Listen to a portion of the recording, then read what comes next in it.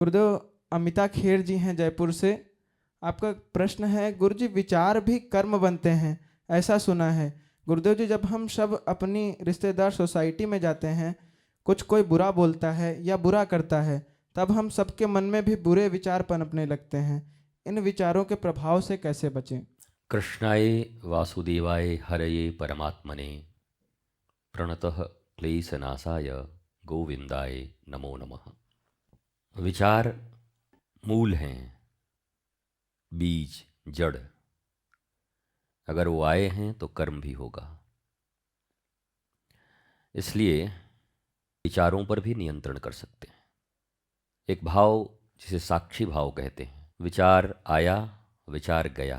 हम विचारों से जुड़ते नहीं हैं। या तो ये कला आपको सीखनी होगी, इसका भी अभ्यास तप है जो गुरु आपको सिखाएंगे।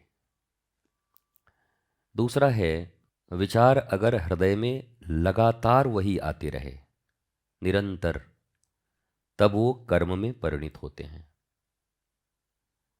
और अगर ऐसे एक बार आया और चला गया क्रोध में, तो मनुष्य हैं, आ ही जाएगा। कितना भी रोकोगे, क्रिया की प्रतिक्रिया तो आ ही जाएगी। हमारे गुरुदेव हमसे एक बात कहा करते सदा। जब मैं छोटा था तो कहते, सावधान, भूल बोलना मत, गलत बोलना मत। फिर लिखे, अगर भूल निकल गया हो तो भूल करना मत। गुस्से में निकल गया, मैं तेरा जान ले लूंगा। वो तो माँ अपने बच्चों के लिए कई बार कहती, आज तुझे मैं ख़त्म कर दूंगी। और ख़त्म क्या करेगी, थोड़ी देर में हलवा बना के खिला देती है उल्टी। और तो वो जो कभी क्रोध में हमसे किसी के नियंत्रण के लिए कोई भाषा निकलती है, हम उसे कर्मों में उतरने नहीं दें। परंतु एक ही विचार अगर रोज आते हैं बार बार, जैसे सासू माँ के लिए आए कि बुढ़िया कब मरेगी, बुढ़िया कब मरेगी, तो ये गलत है। कभी एक आध बार एक वर्ष में अगर कुछ गलत आ गया, और फिर जब आपके मन ठीक हुए तो क्षमा भी मांग लो कि हमें बड़ी क्रोध आया था, हमें आशीर्वाद दे दीजिए कि हमें प्रतिक्रिया न करनी पड़े किसी चीज़ की। तो अभ्यास के द्वारा ही आप जीत सकती हों। जयपुर से अमिता या खरे जी, आप विचारों से, अभ्यास से जीत सकती हैं। और दूसरी बात है, इंद्रियों पर नियंत्रण। विचार तभी प्रकट होते हैं जब हम कानों से कुछ सुनते हैं, आँखों से देखते हैं, नासिका से सूंघते हैं, जिह्वा से कुछ खाते हैं। कुछ ऐसी चीज़ खाई, ओ हो, ये तो रोज चाहिए मुझे। तो इंद्रियों का विषय क्या हो, इस पर भी अभ्यास करना है कि हमारे इंद्रिय वही चीज़ देखें, वही चीज़ सुने, वही चीज़ स्वीकार करें जो हमारे जीवन के अनुकूल हो, जहाँ हम आनंदित रह सकें। जो हमें प्रतिकूलता में ले जाए, वो हमें विषय नहीं चुनने हैं। तो सब अभ्यास का मामला है।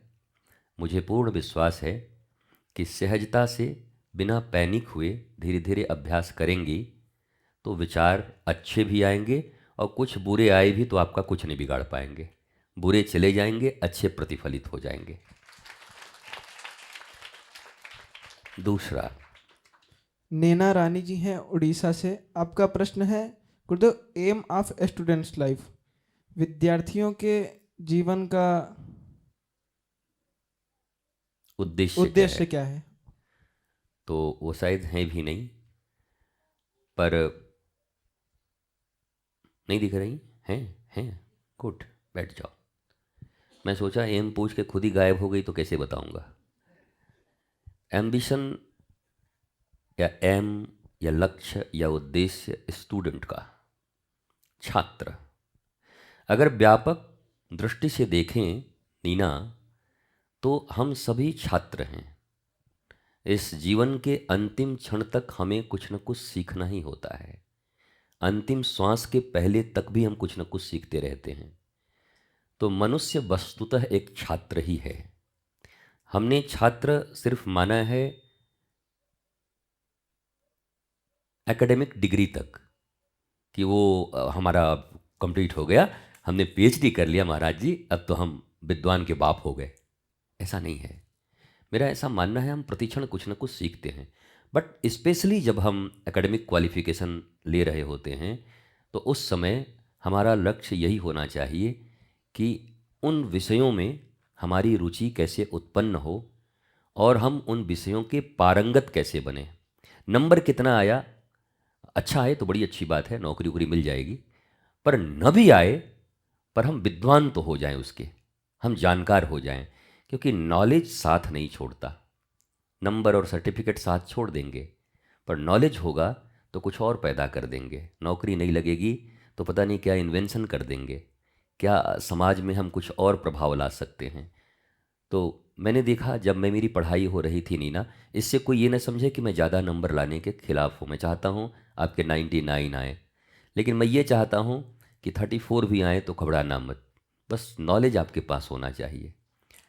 तो हमारे जितने भी मित्र थे उन सब के हमसे तो अच्छे ही नंबर आते थे, और हमारी घर में वो पिताजी बोलते थे कुछ तो किया करे यार, क्या बेइज्जती कराता है तू।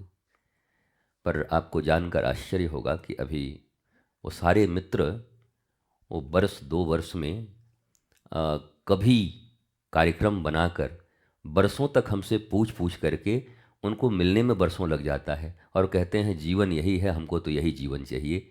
ऐसा सुंदर जीवन हमने देखा नहीं। हम लोगों ने अपने नंबरों से क्या क्या पाया, हमारा जीवन सामने है।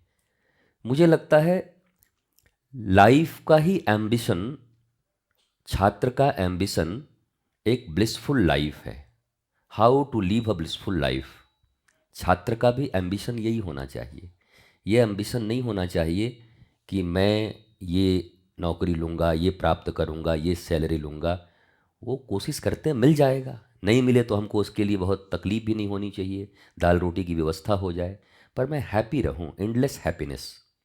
ऐसा हैप्पीनेस नहीं जो आज है और कल फिर गायब है, फिर मंगलवार को है, फिर बुधवार को फिर डिप्रेशन में है, फिर गुरुवार को एक ऐसा मैसेज आया कि जीवन बन गया अब तो, और संध्या को फिर उधर से आया आई लीव यू, बस मामला ख़त्म। तो इससे हम ऊपर उठें, अर्थात नॉलेजफुल बने। यही स्टूडेंट का, छात्र का, विद्यार्थी का एकमात्र लक्ष्य है कि वो नॉलेजफुल बने। और नॉलेज केवल फिजिकली नहीं बल्कि आत्मिक रूप से भी।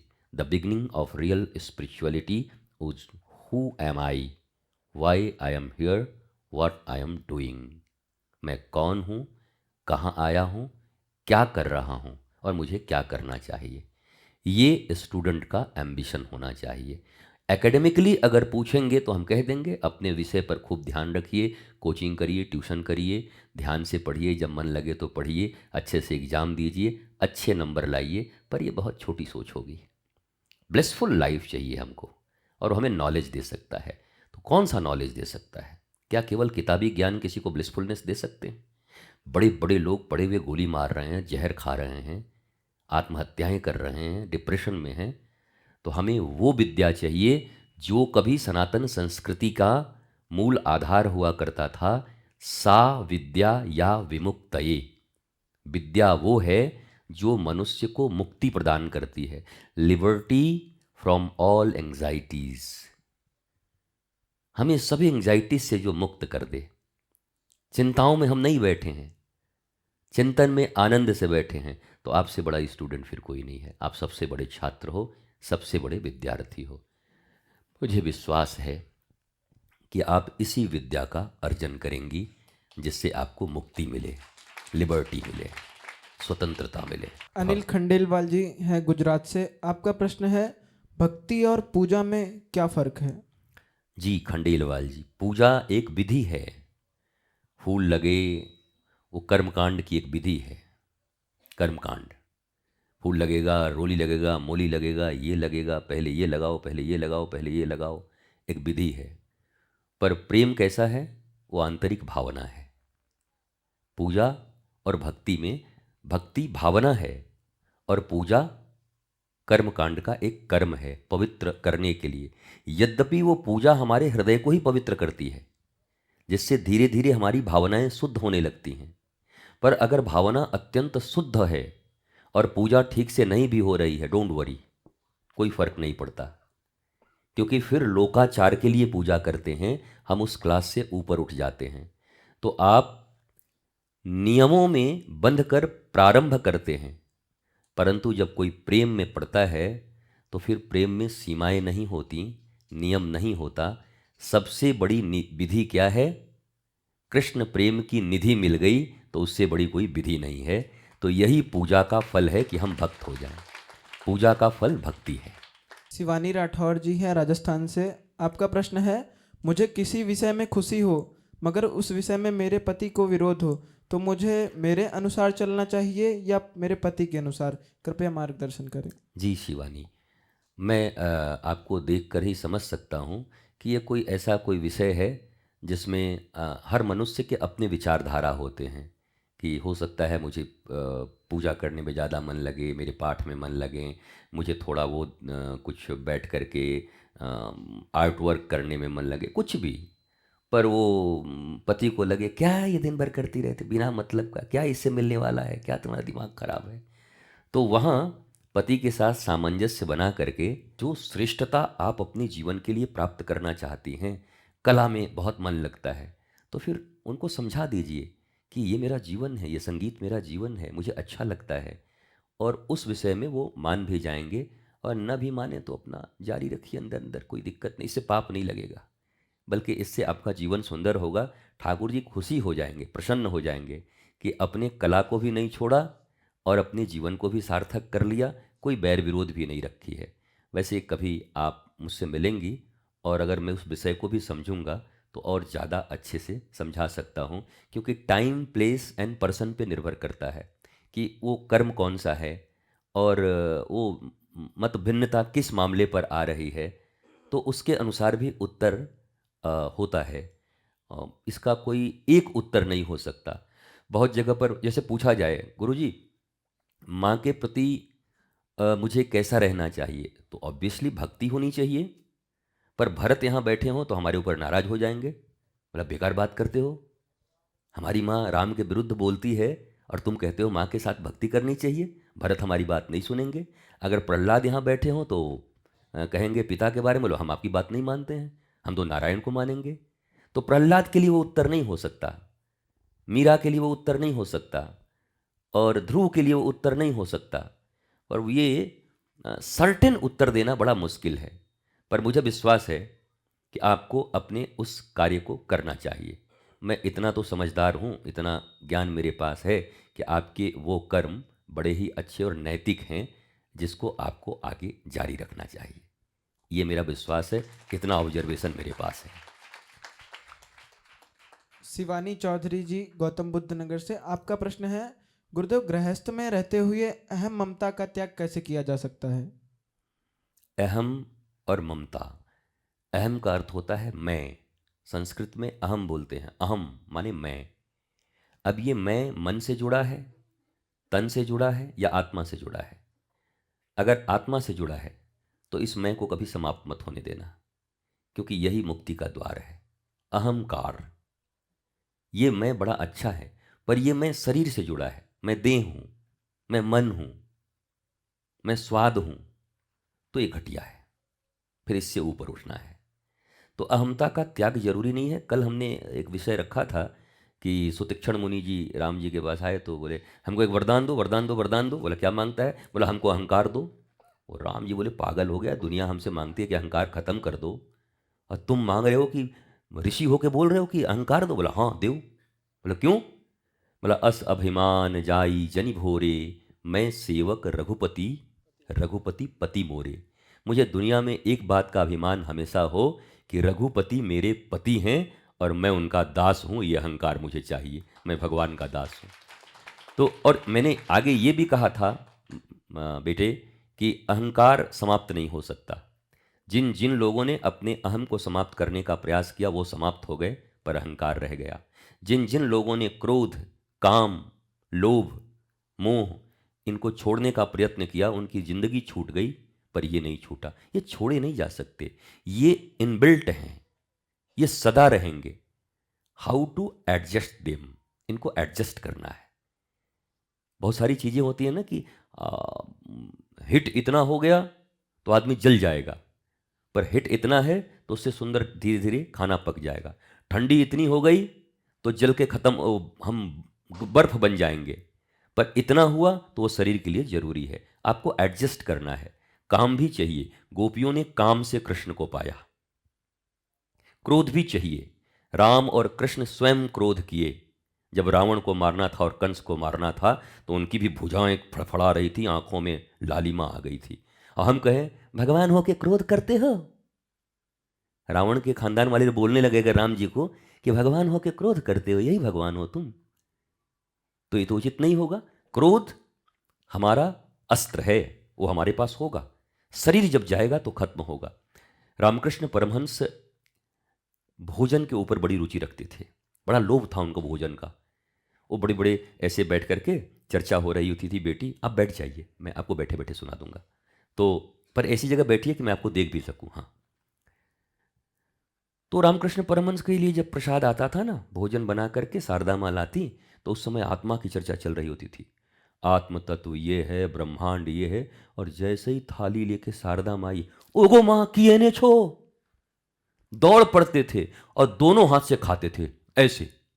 तो शारदा माँ एक दिन रो कर बोली, अभी आत्मा की चर्चा कर रहे थे, बड़े बड़े विद्वान बैठे थे, शिष्य क्या सोचते होंगे आपके विषय में, ये आप ही के लिए तो लाई हूं, इतना घबराते क्यों हो। तो रामकृष्ण परमहंस ने गंभीर होकर कहा, मां, मां ही बोलते थे अपनी पत्नी को, पत्नी तो मानते नहीं थे, मां जिस दिन मेरी भोजन से रुचि हट गई ना, तो 3 डेज और फिर घोषणा कर देना कि ये शरीर नहीं टिकेगा। और ठीक यही हुआ। एक दिन शारदा माँ जब आई उसी श्रृंखला में लेकर के, ठाकुर ऐसे देखे और फिर ऐसे मुंह कर लिए, आत्मा की बात शिष्यों से करने लगे। थाली छूट गई शारदा माँ के हाथ से। उनको पता था ठाकुर झूठ नहीं बोलते। और तीसरे दिन ठाकुर का अवसान हुआ। तो ये देह अहंकार के बिना टिक नहीं सकती। ये वृत्तियां हमें जो मिली है ना, काम, क्रोध, मद, मोह, लोभ, अगर ये पूरा समाप्त हो जाए तो ये देह गल जाएगी, विगलित, प्राण नहीं बचेंगे, शरीर धारण नहीं रह सकता। ये रहेंगे, इनका प्रयोग करना सीखना है। अहंकार कहाँ करना है, लोभ कहाँ करना है, क्रोध कहाँ करना है। कोई आपकी सील को भंग करने की कोशिश करे और आप क्रोध न करेंगी, क्रोध क्या, उस समय तो आप झांसी की रानी और दुर्गा की तरह उठ करके, चंडी बन करके और ऐसे लहरा करके बोला इधर आ, अभी तुझे बताती हूँ। तो हमें दुर्गा का भी रूप लेना पड़ेगा और हमें राधा रानी की तरह करुणा भी बरसानी होगी किसी के ऊपर कि नहीं ये करुणा है मेरी। तो हम सभी स्वरूपों को धारण करते हैं समयानुकूल, टाइम, प्लेस एंड पर्सन के अनुसार, देश, काल और पात्र। सामने वाला पात्र कौन है, समय कैसा है और स्थान कौन सा है, इन पर संसार का सत्य बदलता रहता है, एक जैसा नहीं होता। अभी हमने जो बोला ये 1 घंटे बाद लागू नहीं हो सकता, 1 घंटे बाद कुछ और भी लागू करना पड़ सकता है। एक व्यक्ति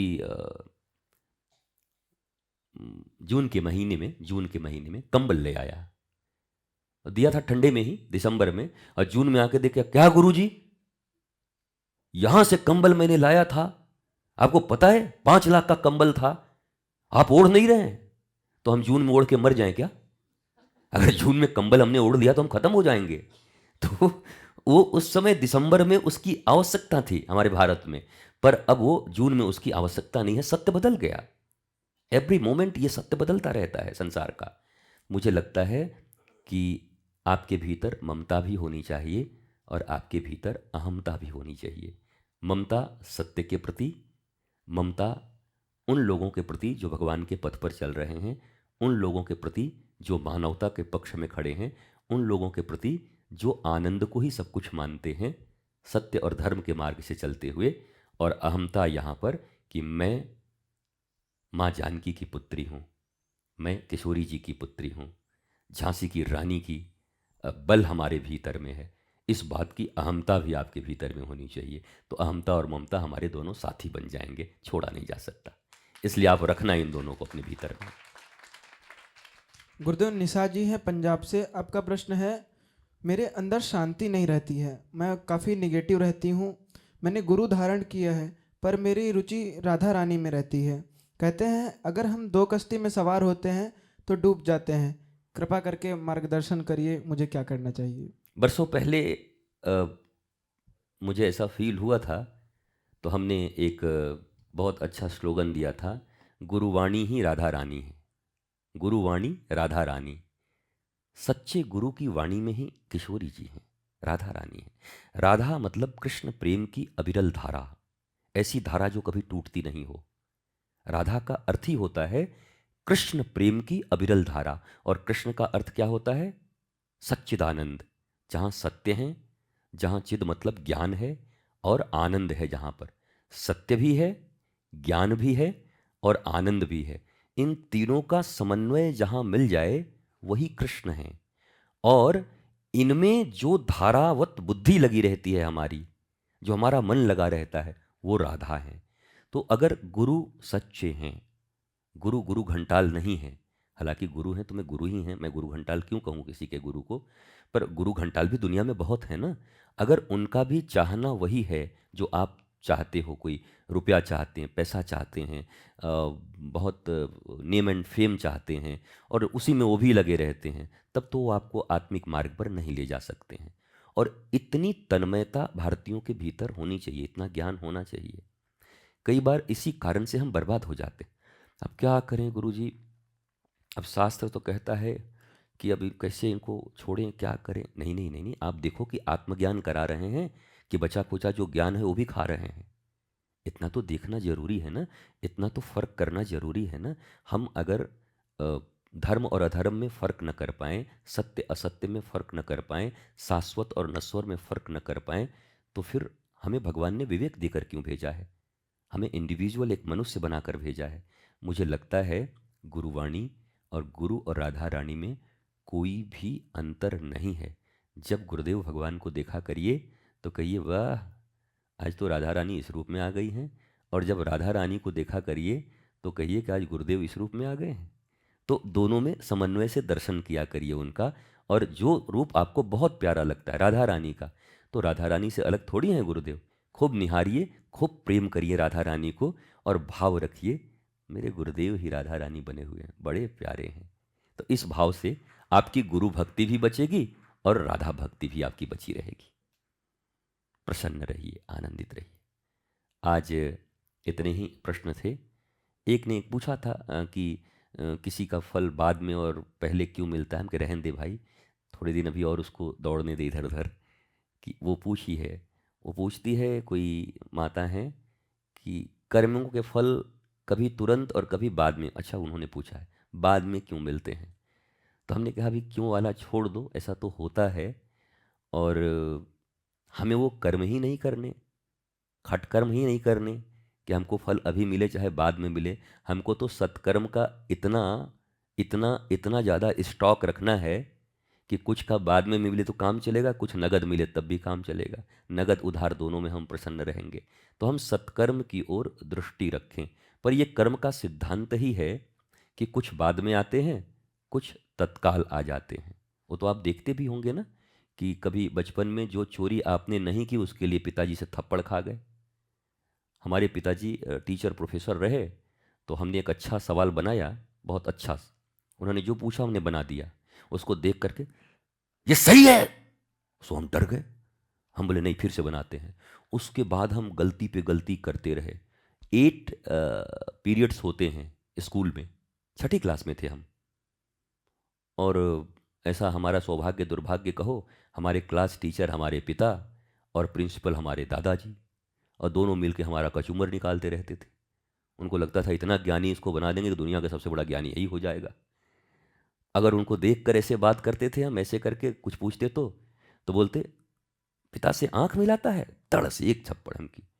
और फिर आंख नहीं मिलाते तो बोला देखो अपराधी लोग आंख नहीं मिलाते। एक दिन मैंने पूछा कि बाबूजी ये तो बताओ क्या करें, आंख मिलाएं तो कहते हो आंख मिलाता है, नीचे रखता हूँ तो कहते हो कि अपराधी लोग आंख नहीं मिलाते। मैंने कहा ऐसे तो कुछ गड़बड़ हो जाएगा, मेरे मन में कुछ भावना खराब आ जाएगी। तब उन्होंने मुझे ऐसे करके प्रेम किया, बोला मेरा उद्देश्य ये है कि तुम परफेक्ट इंसान बनो। हम कि थोड़ा थोड़ा कभी प्यार भी कर लिया करो। एकदम ही जेलर, अंग्रेजों के ज़माने के जेलर सोले वाले बन जाओगे तो पता नहीं हम भी कैसे बन जाएं। तो अब उस उम्र में मैंने अपने पिता से ऐसी बात की, उसके बाद उनका जीवन धारा बदल गया। उन्होंने मुझे विज्ञान के संबंध में चीज़ों को समझाना शुरू किया, और बायोलॉजी के प्रोफेसर रहे तो खूब सिखाते थे, फिर प्यार से एक एक चीज़ हैंडल करते थे। तो कभी कभी आपको चीज़ों को बात करना चाहिए। अब कर्म क्यों पहले बाद में आते हैं ये मत देखो, आप सत्कर्म करते रहो। कुछ रूल्स होते हैं, आने जाने में देरी लग जाती है, लौट के आने में देरी लग जाता है। ट्रेन देरी से क्यों चलती है? अब क्या करें, ट्रेन देरी से चल रही है, फॉग हो रहा है, थोड़ी देरी से आ रही है, सिग्नल मैन ने सिग्नल ठीक से नहीं गिराया, कुछ कुछ कारण होता होगा और उस रीजन को हम ढूंढेंगे। आज आपने पूछा ना, हमने प्रश्न पढ़ा, हम कि यार इसको तो मुझे सोचना पड़ेगा, लेकिन मैं थोड़ा ईमानदार हूँ, ये नहीं कहूँगा यही प्रश्न ही बेकार है। अब तुमने पूछा है तो मैं और खोजूंगा इसको अंदर से कि बेटी ने ऐसा प्रश्न पूछा है कि कुछ बाद में कुछ पहले क्यों। इतनी ईमानदारी तो गुरु के भीतर भी होनी चाहिए ना, कि गुरु ये कह के बैठ जाए बच्चा तुम नहीं समझोगे। ये कहने से थोड़ी होगा, समझाओ फिर। हम नहीं समझेंगे तो तुम हो किस लिए? तो मैं ये अवश्य आपको समझाऊंगा, पर अभी ये मान के चलो कि ऐसी इसकी नियम नीति है। स्वस्थ रहिए, मस्त रहिए, आनंदित रहिए। हाँ, ये एक बड़ा खतरनाक विषय है, समझ लेना सभी लोग। नीना, सब बच्चे मिलके समझो, जो चीज़ नहीं जानते ना कोई कहीं पर भी, इस दुनिया में ब्रह्मांड का ज्ञाता तो कोई नहीं है। कोई कोई पूछे कि छिपकली रंग क्यों बदलती है, वो हो सकता हो नहीं भी जानता हो। कोई कहे कि महाराज जी छिपकली रात को सोती हो तो उसका पलक गिरता है कि नहीं, तो वो हो सकता है नहीं देखा हो। वो सांप को कैसे क्या होता है, पूरा ब्रह्मांड के वैसे में तो कोई नहीं जानता। तो जो नहीं जानते उसको सहजता से स्वीकार करना चाहिए कि ये तो हमने अभी ठीक से जाना नहीं है। इसको हम ज़्यादातर हमारी लड़ाइयाँ युद्ध घर में इसीलिए तो होते हैं पति पत्नी में। अच्छा तो तुम ही ज़्यादा समझदार हो, तो क्या तुम समझदार हो? अच्छा तो तुम क्या आइंस्टाइन की माँ बनी हो, तो बोले क्या तुम क्या न्यूटन के बाप बने हो? ये लड़ाइयाँ चलती रहती हैं, ज्ञानी होने का लड़ाई है। तो सहजता इतनी होनी चाहिए कि ये मैं जानता हूँ और ये विषय अभी मैं इस पर अनुसंधान करूँगा। आप सब भी इतने ईमानदार रहो। इतनी ईमानदारी से बोलना बड़ा कठिन है, वो आदमी लोग मुस्कुरा के छिपा देते हैं ऐसे करके इसमें बड़ा गहरा राज है। तो राज को एक्सपोज भी तो करो। स्वस्थ रहिए, मस्त रहिए, आनंदित रहिए, आह्लादित रहिए, प्रसन्न रहिए। यहाँ मैं रहूं न रहूं, निकुंजबन यहीं है। मैं रहूं न रहूं, यहीं पर वो शुभकामना वृक्ष है। मैं रहूं न रहूं, यमुना जी यहीं पर हैं। मैं रहूं न रहूं, रोज यात्रा जाएगी और यमुना जी में दीपदान और आरती वैसे ही होगी। मैं रहूं न रहूं, ठाकुर जी रोज यहाँ पर आनंद करेंगे, उनकी आरती होगी। मैं रहूं न रहूं, लाडली प्रसादम में रोज प्रसाद बटेगा। तो मेरे रहने न रहने से कोई फर्क नहीं पड़ता। इस भूमि पर हर आदमी 80 साल के लिए आता है, और इसी बीच में कभी कभी एब्सेंट होता है, कहीं और जाता है, कहीं और जाता है। तो आप सब आना जरूर वृंदावन, और यहाँ अवश्य आना, आकर अपने दीप जला जाना, आकर के यहाँ बैठना। इतना जो समझ गया कि मेरे नहीं रहने से भी कुछ फर्क नहीं पड़ने वाला है ना, उस आदमी का जीवन आनंद में होता है। वो परेशान वही लोग हैं ज़्यादा कि मेरे नहीं रहने पर देखना क्या होता है। कुछ नहीं होना है। मुझसे पहले कितने शायर आए और आकर चले गए, कुछ नगमे गाकर चले गए। रोज यहाँ लोग आते हैं, रोज जाते हैं, किसी से कोई फर्क नहीं पड़ता। आप भी ऐसे ही बेफिक्र जिया करो। 80 ईयर्स के लिए हैं, 70 ईयर्स के लिए हैं, बेफिक्री से जीते हैं, मस्ती से रोज जीते हैं, रोज आनंद के साथ जीते हैं। और 90 साल के बाद सारा सपना टूटना है, सारे एम्बिशन खत्म होना है। ऐसे बर्थडे के गुब्बारा की तरफ फट, आज बर्थडे रहता है, सुबह में फूट जाता है ना, ऐसे फूट जाएंगे हम लोग भी। 80 साल में गुब्बारा गया फूट, काम खत्म, झूल गए। तो इतना सीरियस क्यों? Nothing is serious here. इस दुनिया में कुछ सीरियस है ही नहीं। Don't be serious, always be sincere. Sincerity रखो, सीरियस मत रहो। यहाँ सीरियसनेस नहीं है। लाइफ जिंदगी में कुछ सीरियस नहीं है। सब ऐसे करके देखा करो। अच्छा अच्छा बेटा, मन बड़ा फड़फड़ा रहा है। मन के साथ बात किया करो, तुम्हारी बहुत सारी समस्याएं सुलझ जाएंगी। मन तुमको फंसा लेता है, तुम मन को फंसा के रखो। मन के साथ खेला करो क्रिकेट। बोले अच्छा अच्छा अच्छा, आओ आओ आओ, छक्का मारूंगा, आओ आओ। ये मन कुछ कहे तो उसको ऐसे करके लो, बहुत स्मार्ट हो बेटा। कभी कभी नहीं कहते, छोटे छोटे बच्चे आते हैं, पापा पापा मेरा दोस्त है ना, तो मेरे दोस्त के ने ना 5 रुपया मम्मी ने दिया है स्कूल में, हम 5 रुपया दो तो पापा क्या बोलते हैं, वारे स्मार्ट बेटा, 5 रुपया देना है तो इतना बहाना बना रहा है। तो हम बच्चों को स्मार्ट कह के थोड़ा हंसते हैं ना। तुम्हारा मन भी तो बच्चा है, विद्या बालन ने यही कहा था, दिल तो बच्चा है जी। किसी फिल्म में कहा था उसने कि दिल तो बच्चा है जी। तो ये दिल बच्चा है, इस बच्चे को बीच बीच में देखा करो कि क्या कह रहा है, क्या कर रहा है, और इन्जॉय किया करो और इसको टीच किया करो। ये जो गीता के लेसन हैं, ये जो गुरु की वाणी है, ये जो रामचरितमानस हैं, ये जो राम जी के चरित्र हैं, ये जो शंकराचार्य जी हमें समझा रहे हैं, ये गुरु जो हमें समझा रहे हैं, ये मन को टीच करना है। मन को टीच करना है। मन आपका स्टूडेंट है। मन जब आपका मालिक बनता है तो आपकी जिंदगी झंड हो जाती है। और मन के आप जब टीचर बन जाते हैं, बोला मैं तुम्हें पढ़ाऊंगा, चिंता मत करो बेटा, तुम्हारे जैसे कितने मन को मैंने पढ़ाया है, आओ आज तुम्हें ABCD सिखाता हूं। तो जो मन को पढ़ाना शुरू कर दिया वो आनंदित हो गया, और मन ने जिन्हें पढ़ाना शुरू कर दिया उसका जीवन बेकार हो गया। इतना ही अंतर है मनुष्य में। तुम मन को पढ़ाओ या मन तुम्हें पढ़ाएगा। तो मन से तुम कभी मत पढ़ना। लेकिन ये कौन सी बात कर रहे हैं? बचपन से मम्मी पापा को रहे हैं कि मन से पढ़ो, मन से पढ़ो। तो मन से मत पढ़ो, मन को पढ़ाओ। मन को ये पढ़ाओ कि तेरा भी पढ़ने का इच्छा नहीं कर रहा है, हाँ तो हाई स्कूल तो कम से कम करेगा ना, कि अनपढ़ ही रहेगा? नहीं, करना तो चाहिए। तो करना चाहिए तो थोड़ा देर तो बैठना पड़ेगा ना। हाँ, बैठना तो चाहिए। तो कब बैठेगा? खेलते समय तो बहुत फड़फड़ाता है, आइसक्रीम खाते समय कुछ देर तो बैठ जा। ठीक है, तो 8 बजे बैठेंगे। 8 बजे तो फिर कहेगा कि 9 बजे बैठेंगे, तो फिर 9 बजे कहेगा सुबह बैठेंगे, चल अभी बैठ। तो मन का टीचर बनो और मन को कंट्रोल में रखो। तुम में और संत में एक ही अंतर है, तुम मन के अधीन हो और संतों के अधीन में उनका मन है, इसलिए वो आनंद करते हैं, इसलिए वो मस्त रहते हैं।